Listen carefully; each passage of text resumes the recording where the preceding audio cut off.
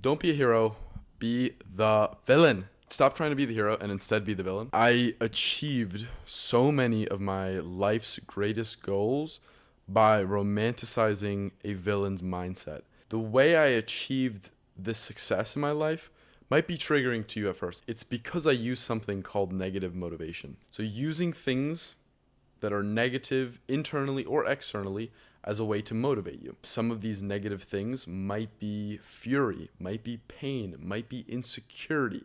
And we are taking those negative things, using them as motivation, and getting positive things out of it. So turning all those three into determination, passion, and optimization. And we have to do that by being the villain. I've been thinking about this for a while, is because nobody actually wants any of these negative things, but they are never going to kind of leave your life. There's no way that you can remove them entirely.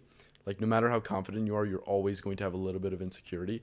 And instead of letting something like that kind of drag you down, why not let that elevate you and give you fuel in life? And so that's kind of the thesis of this and why you should be a villain. The end goal here is to become the hero, but you have to be the villain first. Okay, Alec, sure, but why can't I just replace all of these negative words with positive ones and call it being the hero? And the quick answer is we could definitely do that. We could easily turn this video and change the whole subject of this and say, don't be the villain, be the hero, do that right away.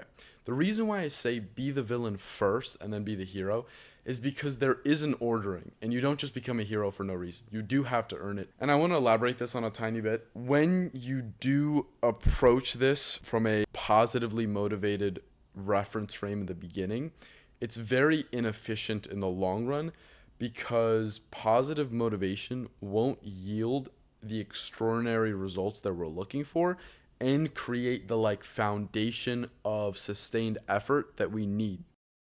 In layman's terms, and a more simpler version of that is you can't just rush into being the hero. You have to earn that.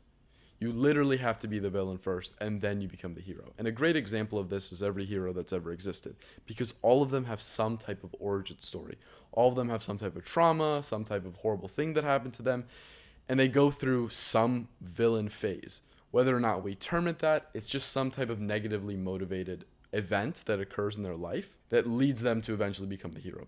Just to sum things up, we want to be negatively motivated, which we're calling the villain phase, and then that'll eventually lead us to being positively motivated, which we're going to be calling the hero phase, and that's part 2. So how to actually become the villain. I'm probably going to lose a lot of you here. I don't intend this to be for everybody. I don't think that most people can actually go through something like this. And that's fine. Not everybody can be a hero. That's okay. And that's probably because not everybody can be a villain first. This is going to talk about the mechanisms to actually becoming the villain. The first one is thinking and acting radically. I want you to read this sentence for me real quick. If you read that and thought to yourself, but how can someone pursue and achieve the unachievable, then you are already thinking incorrectly. And that's something that we have to change if you want to become the hero. If you didn't fall into that trap, great. This should literally just be a review. We want to reframe our thinking, and by using a villain's mindset, we want to actually be able to think and act that we can achieve the impossible. Everybody around you thinks that it's not possible, but you can. You believe that it's fully possible. The way that we're going to do this is by taking our anger and our fury and using that as determination and energy. This part of becoming the villain is literally the relentless, angry, demonizing pursuit of accomplishing something that completely disagrees with the norm. A good example of this is Tyler Durden from The Fight Club. I really like that movie, and I think that this emulates accomplishing crazy out of the norm things. What does this mean? I want to give you a good example. I want to kind of reframe your thinking. Think about a time in which you were in a competitive environment in which somebody beat you, somebody, made you upset, maybe you lost, whatever it is, and you were so angry that they beat you that you would stop at nothing to then beat them in the future. That is the feeling that we want to emulate within this. Now, we don't actually have somebody that's going to do this to us. We're going to do it to ourselves. We're going to internalize it, and we're going to emulate this by being the villain. The loudness of your own anger can actually drown out the noise of self-doubt and indecision. You have to be so angry that nothing will get in your way, and nothing is impossible. Second part of this, and this is my favorite part, which is romanticizing the villain. The villain phase is a long process. It's not something that everybody makes it through. And so you have to have some type of mechanism that keeps you in the game, something that actually keeps you motivated for a very long time and doesn't require like self-control and discipline to actually keep you involved. Like you're just involved no matter what. Is specifically where we turn struggle and pain into growth and passion. I'm going to expand a little bit. The word passion could also be extended to literally love. You have the feeling of love for being the villain. And it's a little bit tricky to define because love is just a hard word to define in it of itself. But this is the feeling that your heart wants, right? It's your heart that actually is pushing you forward and will keep you in the game for a long period. So what do we actually do for this mechanism to romanticize the villain? It is literally the enjoyment of struggling through things. Eating dirt, you have to enjoy that.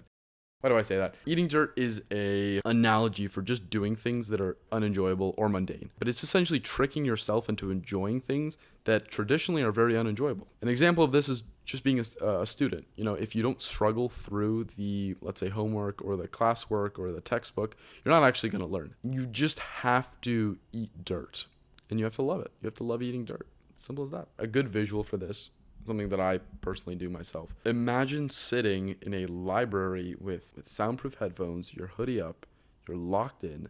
People are walking around, you don't even notice them. It's you, your laptop, whatever work you're doing, and you've been there for 6 hours straight. You're hungry, but you don't even realize because you're just so locked in. You're so romanticized with the work that you're doing, and you're so diligent about, let's say, doing unenjoyable things, right? Like, let's face it, you're going to be doing unenjoyable things. You're so diligent and romanticized about that you can achieve anything.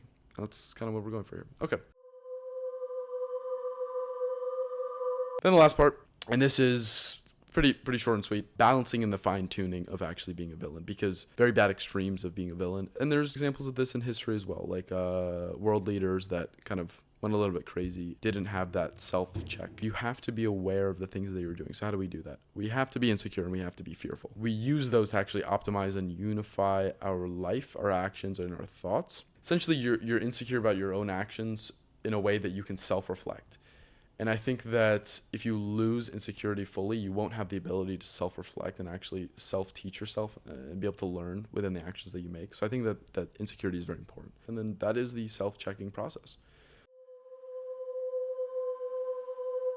So yeah, that sums up what I think takes to become a villain. 3 months later, you're like, okay, I'm a villain. I figured this shit out. Now I want to be a hero. Come to me and you're like, Alec, how do I become a hero? How do we actually do this? And I have actually some really good news for you, because you don't even need to come back to this video because it's automatic. Yes, you heard me correct. Ladies and gentlemen, going from villain to hero is automatic.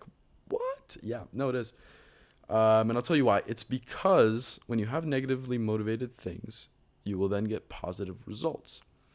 Once you get positive results, that then leads to being positively motivated.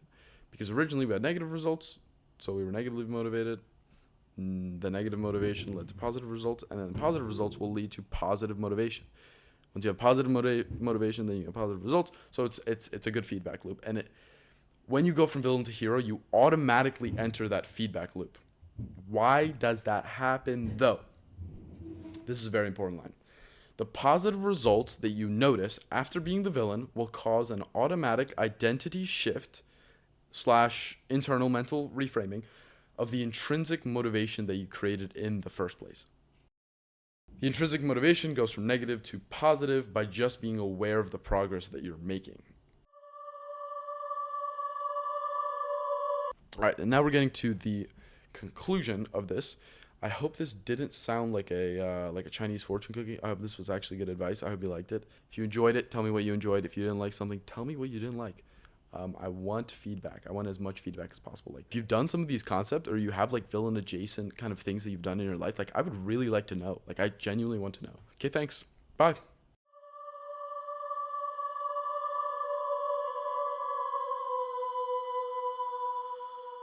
Imagine sitting in a library with soundproof headphones, your hoodie up, you're locked in.